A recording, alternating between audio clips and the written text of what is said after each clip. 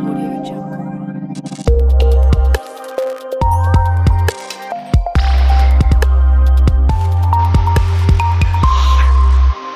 Hi, please, I've been having some comments and something about saving the files that people have only 4 options.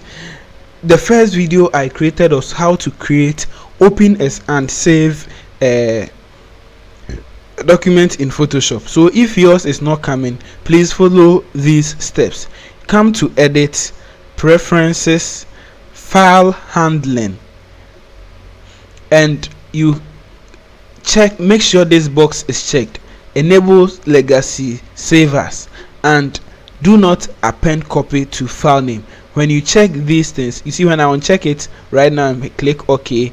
Let me click on this thing again, come to save as and click on the drop down. I'm going to get only 4. You are going to get only 4. So if you want to get all of them, you come to edit, you come to preferences, you come to file handling, enable legacy savers, do not append copy to file name when saving a copy. Click OK, and now I come back here again, go to save as, click on the drop down. You see I'll get all of that.